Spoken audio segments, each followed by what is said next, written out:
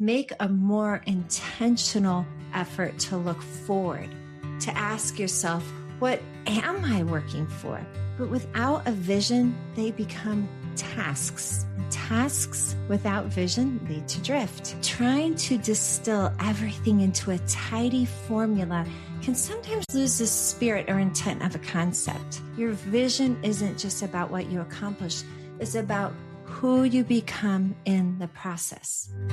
Welcome to the Future Walk podcast. I'm your host, Sarah Draper.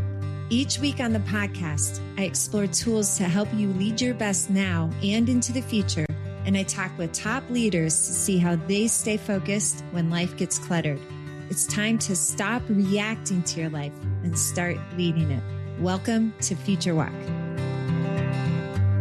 Welcome to the Future Walk podcast. I'm your host, Sarah Draper, and I'm so glad you're here. And if you're new to the podcast, an especially warm welcome. I spent 3 decades in the Army and the FBI, leading national security operations, running high-stakes operations. And through that work, I discovered that even the best leaders, and I have worked with some extraordinary leaders, even the best leaders struggle when they don't create time to step out of the noise and think clearly. That's why I created the Future Walk. It's a simple practice to help you overcome things like reaction, disconnection, survival mode, and drift. It changed my leadership and my life, and I know it will yours too. In our last episode, we explored ancient walking practices from around the world, from Aristotle's Greece to indigenous Australia to the mountains of Japan. We saw how cultures across centuries have known that walking creates the conditions for transformation. It doesn't just bring it, it creates the conditions. Today, we're going to dive into life design practices, again, now cultural wisdom about how to live with intention and purpose. We'll explore Ikigai from Japan, Plan de Vida from Central America, Ubuntu from South Africa, and several other cultural practices about living with purpose. And then I'm going to show you how to set a compelling 3 to 5 year vision for your life.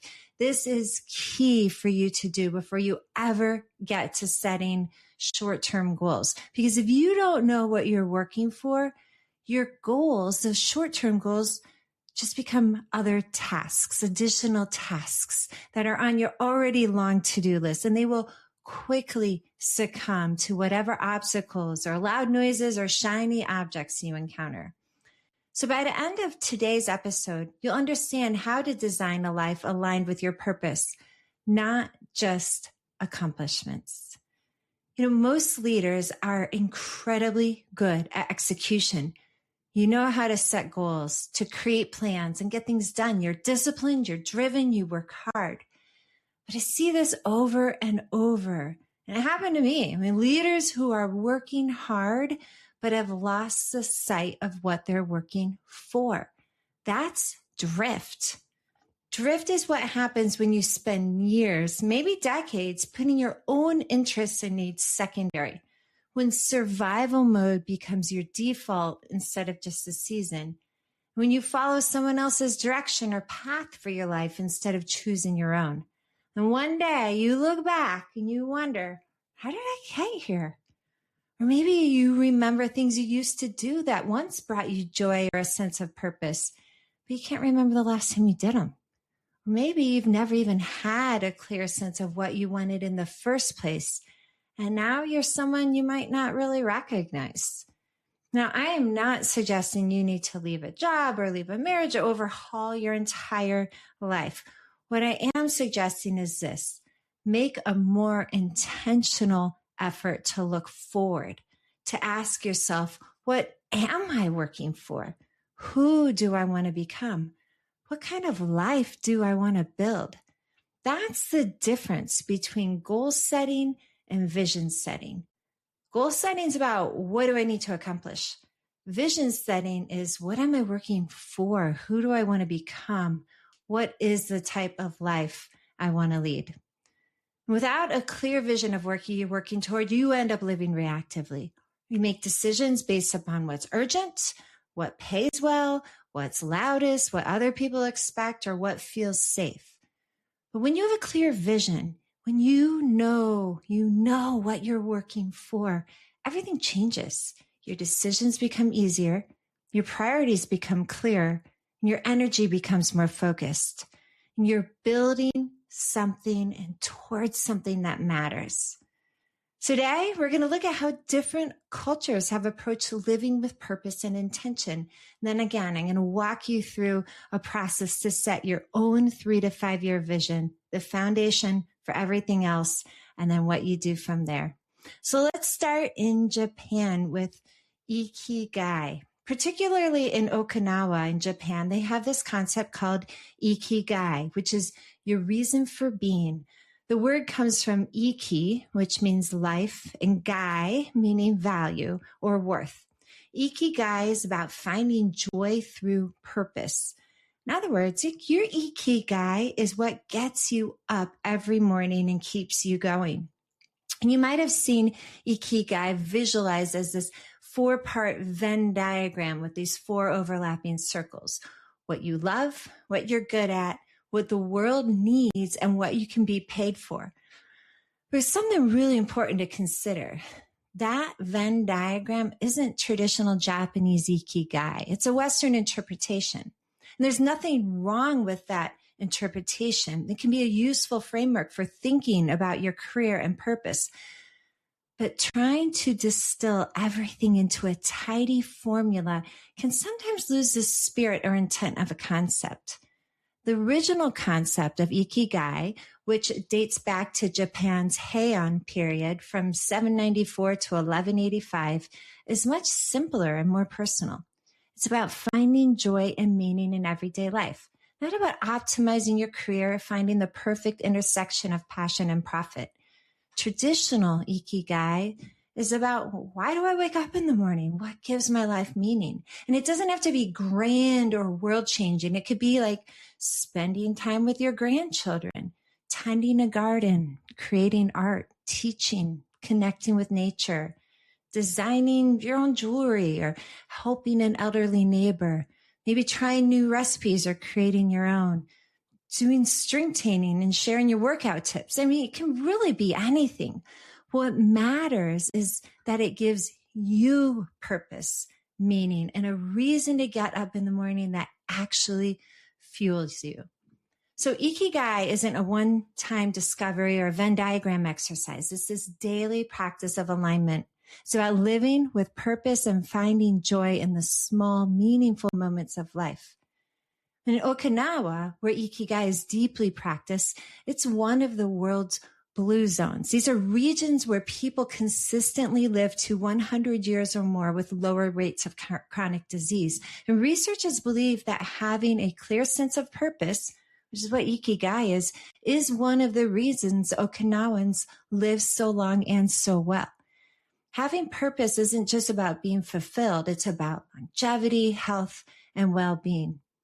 And connecting it to the future walk, you can take the visioning future walk, that longer 30 to 50 minute walk, and ask yourself, who do I want to be 3 to 5 years from now? And what am I building that excites me?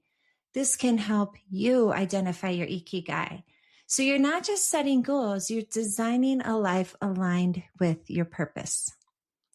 Okay, we're going to move into Colombia and Costa Rica with Plan de Vida. In Colombia, among other indigenous communities, there is this concept called Plan de Vida, which means life plan.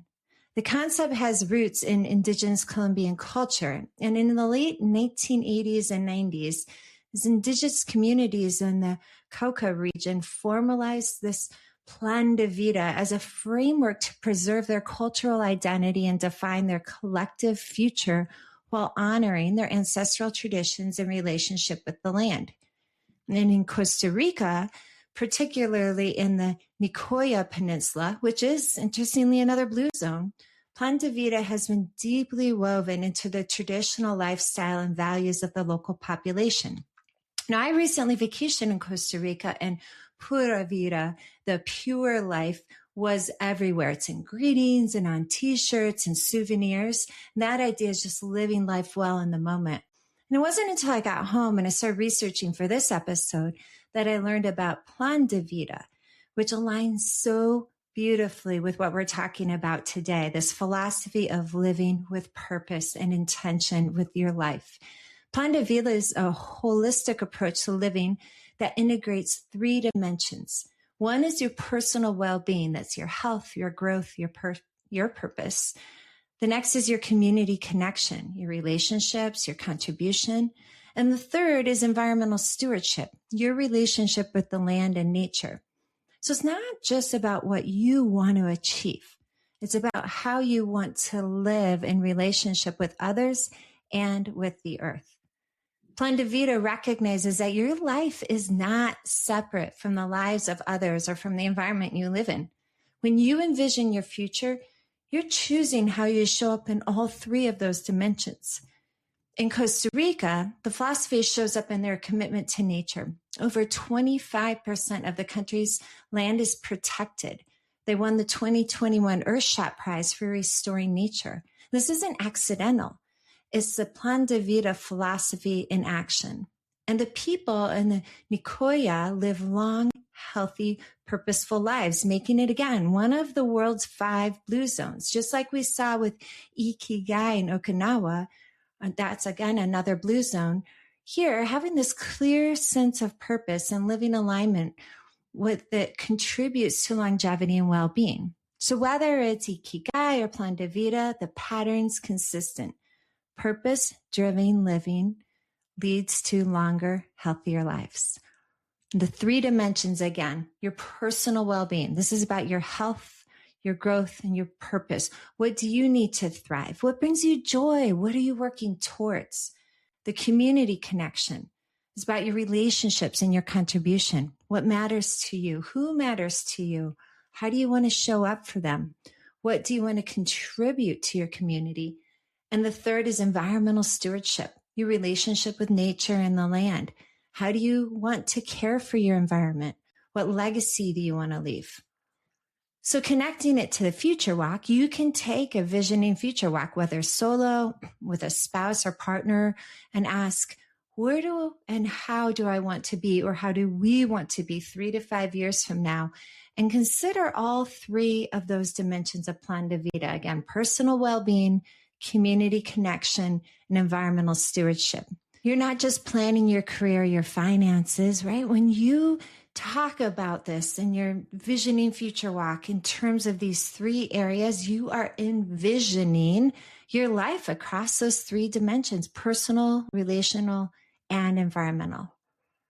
Okay, we're going to go to South Africa, where there is a philosophy called Ubuntu, which translates to I am because we are. Now, I was introduced to Ubuntu when I was teaching a leadership class at the FBI National Academy. I had a senior law enforcement officer from South Africa in my class, and he shared about Ubuntu in his final leadership paper.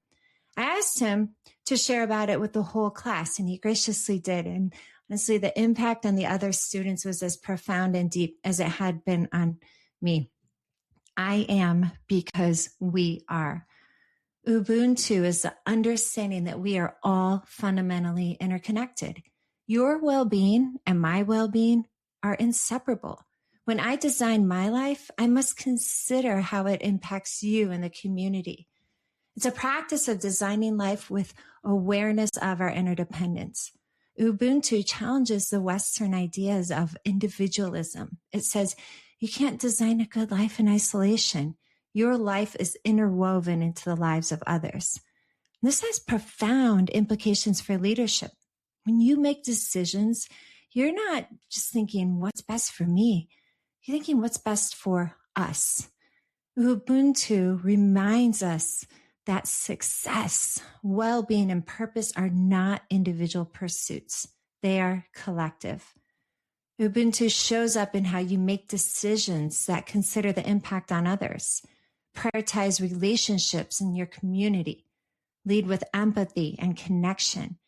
And design your life in a way that uplifts others, not just yourself. So you can do a weekly future walk and bring this in. You can take that 20 to 30-minute walk with a spouse or a partner or a key relationship at the start of the week and practice Ubuntu by being with that person, recognizing your success, your well-being, and your purpose are connected to the person who's with you as well as others around you. You're tending to relationships in your community. And when you ask someone what's most important to you this week and how can I support you, you're living this idea of Ubuntu. You are living and creating that life with awareness of your interdependence. Okay, there's a bunch of other cultural practices I want to briefly introduce to what we've already talked about with Ikigai, Plan de Vida, and Ubuntu. They are not by any stretch the only cultural practices that teach us how to live with intention and purpose. Across the world, different cultures have developed their own frameworks for designing meaningful lives. And here are a few more. In Sweden, they have lagom, which means just the right amount. Not too much, not too little. It's about designing with sustainability rather than excess. You can take a visioning future walk, and lagom helps you ask not how much can I achieve, but what's the right amount for me that I need to thrive? In Denmark, there's hygge, which is about creating cozy, comfortable, content moments with intention. It teaches that quality of life comes from intentional choices about how you spend your time and who you spend your time with. When you envision your future, hygge reminds you to design for how you want to feel, not just what you want to achieve. In New Zealand, the Maori have a practice called whakapapa, which is about understanding yourself as a part of a continuum between ancestors and future generations. Your decisions today honor those who came before and serve those who come after.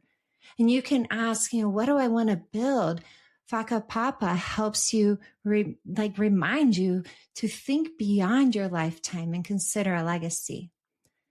There's a Celtic tradition called thin places. And this is locations where the boundary between the physical and the spiritual world is thin, places where you can access deeper wisdom. These are often found in natural settings like mountains and coastlines and forests.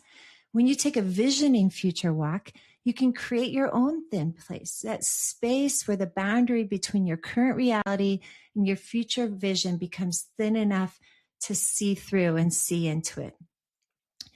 In ancient Greece, they had a concept of the right moment called kairos. Now, they had two words for time. One is chronos, the chronological time, and the other is kairos, the right amount or opportune moment. Kairos teaches you that timing matters. Some moments are ripe for change and transformation. And you can tap into this with a visioning future walk by creating that kairos moment, stepping out of the daily grind, which is that chronos, that chronological time, and accessing the right moment for clarity. And in Buddhism, there's an idea of the concept of the beginner's mind, which is Shoshin. It's about how you approach situations with openness and a lack of preconceptions. Helps you see possibilities you miss if you approach your future with fixed assumptions. When you take a visioning future walk, beginner's mind helps you ask what if without limiting yourself to past experiences. And I love the patterns with all of this, right? You've got the Ikigai in Japan, the Plan de Vida in Colombia and Costa Rica, the Ubuntu in South Africa, the lagom in Sweden, the whakapapa in New Zealand. I mean, these cultures from around the world have long recognized that living with purpose requires intentional practice. They've all created frameworks to help people do this.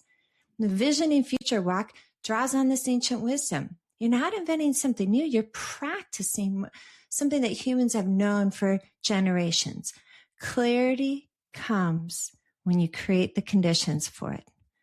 So let's take a step back for a moment and look at what we've explored so far today. Again, you've got Ikigai, finding your reason for being, what gives your life meaning and gets you up in the morning. And that's from Japan. You've got Plan de Vida from Colombia and Costa Rica, This is about envisioning your life holistically across personal well-being, community connection, and environmental stewardship. We've got Ubuntu from South Africa, recognizing I am because we are. Your life is woven into the lives of others. And then we touch on several others. Lagom, Sweden's balance and moderation. Huga, Denmark's intentional living. Whakapapa, Maori connection to ancestors and future generations. The Thims places, which is that Celtic sacred spaces for clarity. Kairos, ancient Greece's right moment. And beginner's mind, the Buddhist openness to possibility.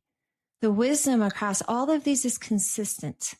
Living with purpose requires stepping in, asking the big questions, and aligning your daily actions with your deeper visions. Different words and traditions, but that same truth. And the future walk, especially the visioning future walk, is your practice for doing this. So now we're going to move into setting your 3 to 5 year vision. But before we do, if you are enjoying this podcast, please share it with someone else. You probably already know who could benefit from this. Just send them a link and a short note that you thought of them. They will appreciate it. It could change their life. Okay, let's get into that goal setting, that 3 to 5 year vision setting rather, and then the process of goal setting from there. So before you get to any goals, this is long before you get to regular daily, weekly goals, you've got to set a long-term vision. This is your foundation. And most people get this wrong by starting with those goals. Something like, I want to lose 20 pounds, or I want to get promoted, or I want to save $50,000. And these are all fine goals. But without a vision, they become tasks. And tasks without vision lead to drift.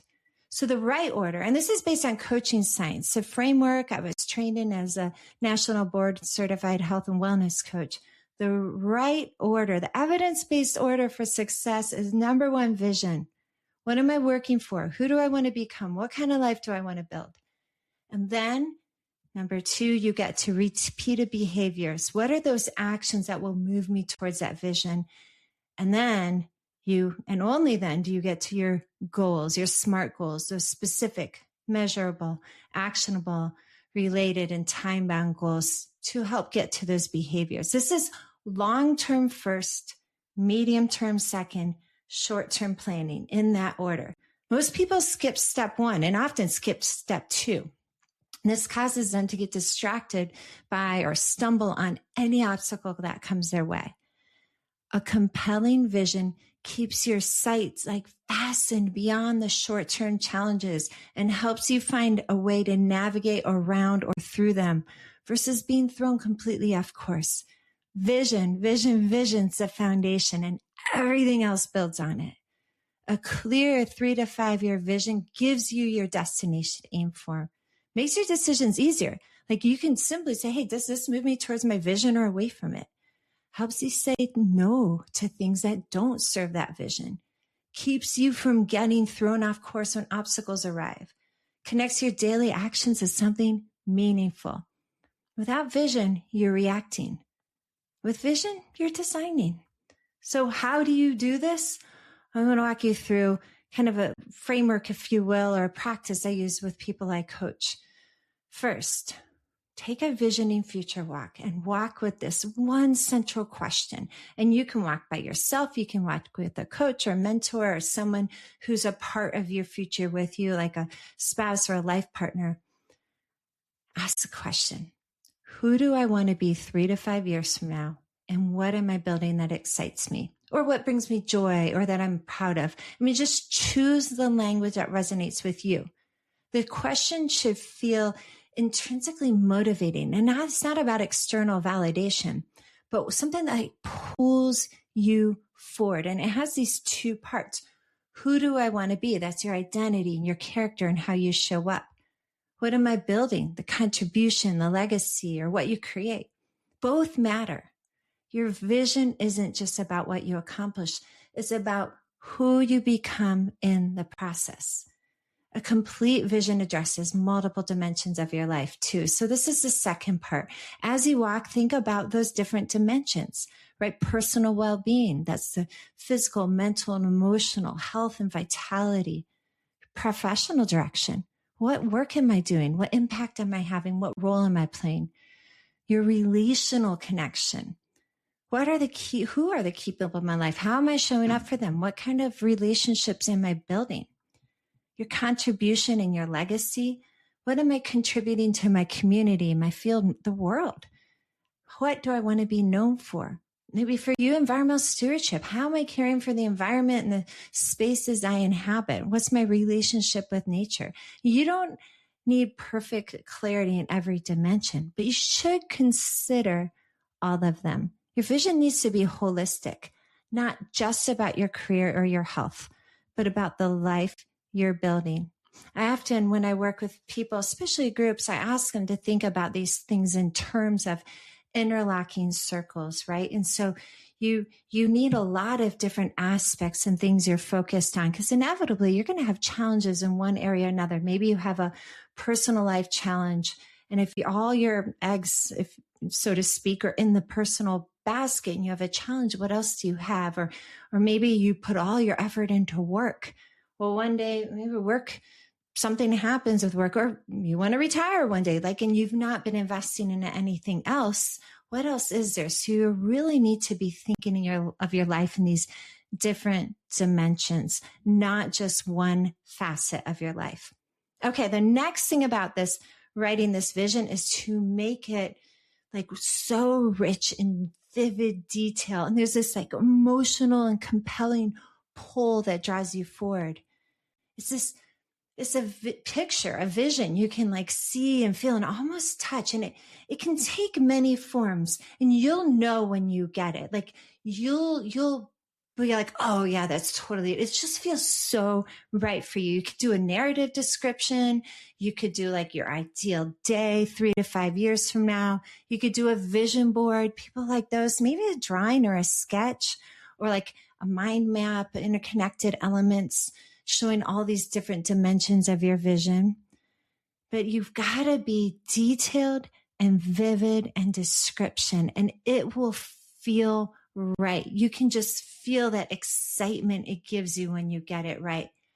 Something that is too vague, as an example to compare these, would be I want to be successful and happy. I mean, it sounds wonderful.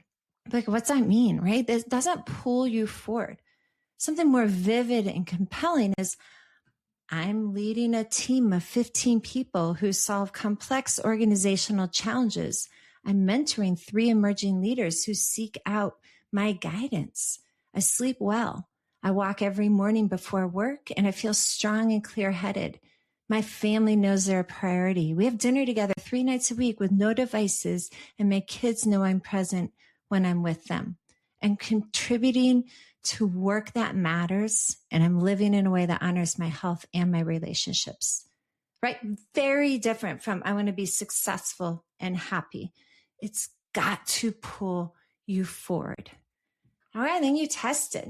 You're going to test it by asking yourself a few questions. Can you articulate your description in that detail, your vision in that vivid detail? Can you see yourself there? And again, does it pull you forward? Okay, now we're going to take this next step and connect it to your repeated behaviors. Once you have that vision set, though, just kind of let it marinate for a little bit. Keep tweaking it. You don't have to rush into this soon, because that's gonna come. Just keep tweaking it. And once you start doing regular behaviors and working on those as well, you can keep tweaking that long-term vision. It is by no means set in stone. None of this is. But just maybe sleep on it for a night or two. And really, you will know. You will feel really good when you read it, or you look at it, or you share it with someone else, that you've got your vision as something that really excites and pulls you forward. Okay, now these repeated behaviors. These are not things you're going to start doing right away.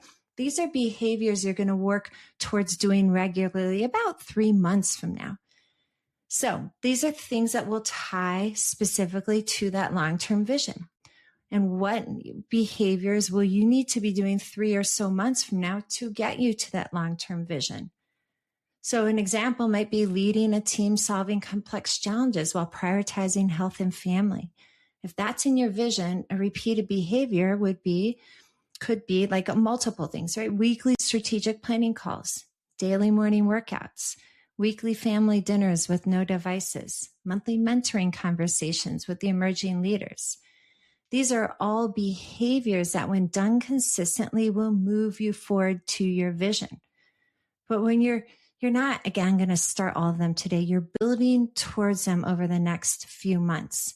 So once you have a set of behaviors you want to be doing and realistically know you can be doing in 3 months, only then will you set your closer goals. These are the daily or weekly SMART goals to help you work towards these repeated behaviors. This SMART goals are specific, measurable, actionable, relevant, or related to your longer term goals, and then time bound. So weekly, for example, that behavior you want to be doing in 3 months of weekly strategic planning walks would be a SMART goal this week would be take a 20-minute strategic future walk every Monday at 8 a.m. for the next 4 weeks.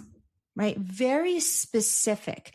And you're getting like a lot, you start kind of big and obtuse a little bit, still pulling you forward, and you get a little bit more specific with behaviors. But once you're down to these goals, this is something you're like, check, check, check, check, check.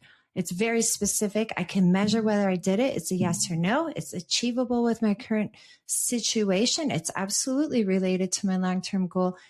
And when am I going to do it?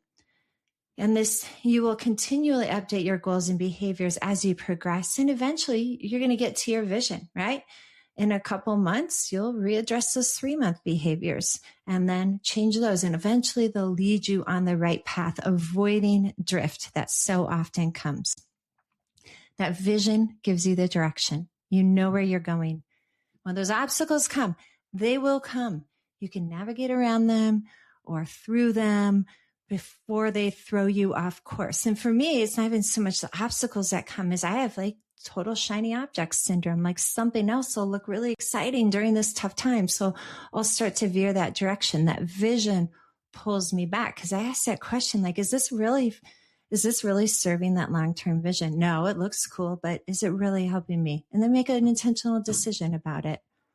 Those repeated behaviors create your path. With these 3-month behaviors, you know what actions will get you there. You're building towards these. And then the SMART goals build your habits. You know what you need to do this week to move towards those behaviors.